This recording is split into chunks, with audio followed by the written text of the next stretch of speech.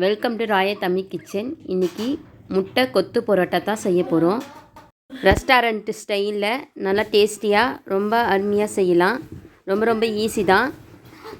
Extra என்றைக்கு அதிகமாக பரோட்டா மீந்துதோ அந்த நேரத்தில் நம்ம இந்த மாதிரி முட்டை கொத்து பரோட்டா செஞ்சிடலாம் ரொம்ப ஈஸியாக.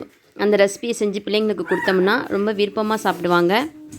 உங்கள்கிட்ட பரோட்டா எம்டி சால்னா கறி சால்னா கொஞ்சமாக தான் இருக்குன்னா கண்டிப்பாக நம்ம இந்த மாதிரி செஞ்சுக்கலாம். நம்மளுக்கு ரொம்ப ஈஸியான ஒரு ரெசிபியாக முடிஞ்சிடும். வாங்க எப்படி செய்யலான்னு பார்க்கலாம். நான் இதுக்கு ஒரு 15 பரோட்டா எடுத்திருக்கேன். இந்த மாதிரி நான் காலையில் சுட்டு மிஞ்சி பரோட்டா தான். ஒரு 15 பரோட்டா இருக்குது.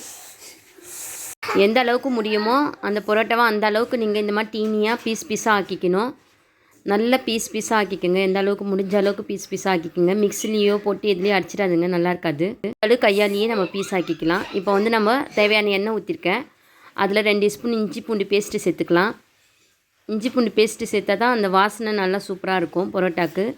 நம்ம கறி சால்னா சாப்பிட்ற டேஸ்ட்லேயே கிடைக்கும்.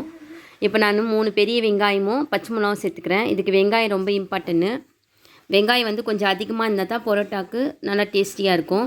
அதனால் நான் 3 வெங்காயம் சேர்த்து நல்லா கண்ணாடி பதம் வர வரைக்கும் நான் வதக்கிக்க போகிறேன். இந்த மாதிரி கண்ணாடி பதம் நல்லா வந்துடுச்சு.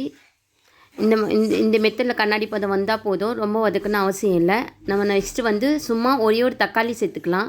ரொம்ப தக்காளி அதிகம் சேர்க்க வேணாம். 1 சேர்த்தா போதும். 1 நல்லா சின்னதாக நறுக்கி சேர்த்துக்கலாம். அதையும் நல்லா சேர்த்துட்டு நல்லா வதக்கி விட்டுக்கலாம். நல்லா தக்காளி கொஞ்சம் வதங்குற அளவுக்கு விட்டுட்டு இப்போ நம்ம இதில் கொஞ்சமாக மஞ்சத்தூள் சேர்த்துக்கிறோம்.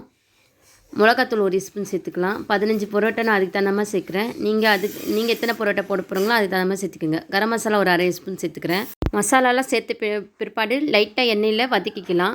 கொஞ்சம் பச்சை வடை போகிற வரைக்கும் வதக்கின பிற்பாடு நம்ம இப்போ முட்டை ஆட் பண்ண போகிறோம். 15 பரோட்டாக்கு நான் 5 முட்டை எடுத்துக்கிறேன். 5 முட்டையை நீங்கள் இப்போ இது கூட உடச்சி ஊற்றிட்டு கலக்கக்கூடாது முட்டையை. அது கலக்கணும்னா கொஞ்சம் கவுச்சி வடை வந்துடும். அதனால் அப்படியே ஊற்றிட்டு லைட்டாக இப்படி நவுற்றி விடுங்க. நான் எப்படி செய்கிறேன்னா அந்த மாதிரி செஞ்சுங்கன்னா கரெக்டாக வந்துடும். முட்டை பொரிக்கிற அந்த கொத்து பரோட்டா முட்டையில் தான் கரெக்டாக செய்யணும். இப்போ நம்ம தேவையான உப்பு சேர்த்துக்கலாம். அதில் கொஞ்சம் பெப்பரும் சேர்த்துக்கலாம். நான் பெப்பர் நல்லா 1 ஸ்பூன் சேர்த்துக்கிறேன். கொஞ்சம் ஸ்பைசியாக தான் இருக்கும். இது ரொம்ப டேஸ்டியாக இருக்கும். இந்த பாருங்க, இப்போ லைட்டாக கொஞ்சம் நேரம் ஆயிடுச்சு. கொஞ்சம் லைட்டாக இப்படி தூக்கி விடுங்க. நல்லா பொரிக்கிற மாதிரி வந்துடும். அடுப்பை ரொம்ப ஸ்லோவாக வச்சுக்கோங்க. இப்படியே வச்சு கொஞ்சம் நேரம் மூடுனா கூட அது அப்படியே முட்டை நம்ம வெங்காயம் போட்டு பொரிப்போம்ல அந்தளவுக்கு வந்துடும். அப்படி வந்த உடனே நம்ம உடச்சி விட ஆரம்பிச்சிட வேண்டியதான். முட்டையை பக்குவமாக நம்ம உடச்சி விட ஆரம்பிச்சதான். இப்போ நான் பரோட்டா போதுமானது எல்லாத்தையும் வெட்டி ரெடி பண்ணிக்கிட்டேன். இது இப்போ மூடி வச்சு கொஞ்சம் நேரம் கரெக்டாக வந்துடுச்சு பாருங்கள். இந்த மாதிரி முட்டையை பொரிச்சிக்கணும். அப்புறமா நீங்கள் பரோட்டா சேர்க்கணும். நீங்கள் அந்த முட்டை இது கொலன்னு இருக்க பார்த்து சேர்த்துடக்கூடாது. நல்லா பொரிக்கிற கண்டிஷனை பிற்பாடு தான் பரோட்டாவை சேர்த்து இந்த மாதிரி கலர்னாங்கன்னா கரெக்டான பக்குவம் வரும். டேஸ்ட்டு ரொம்ப நல்லாயிருக்கும். இப்போ நல்லா மிக்ஸ் பண்ணிக்கோங்க. இப்போ நம்ம முக்கியமான இன்க்ரீடியன்ஸ் சேர்க்கணும். இதான் ஒரு ரெஸ்டாரண்ட்டில் ஸ்ட்ரீட் ஃபுட்லலாம் சேர்ப்பாங்க. நம்ம இது சிக்கன் சால்னா.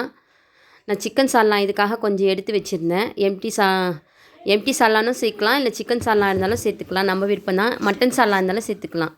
இந்த மாதிரி நீங்கள் கடைசியாக எல்லாத்தையும் பெட்டி விட்டுட்டு சேர்த்துங்கன்னா அந்த கொத்து பரோட்டா ரொம்ப சாஃப்டாக நல்லா டேஸ்டியாக வரும்.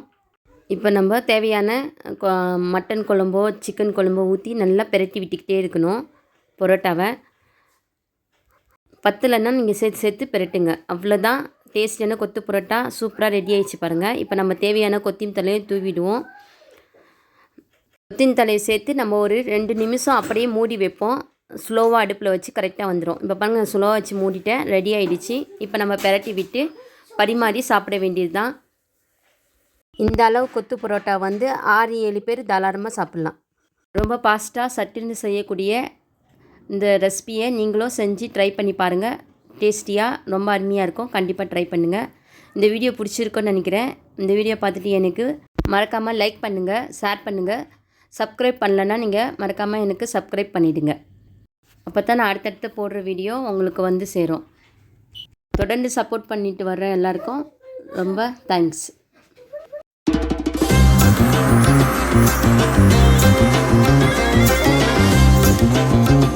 Thank you.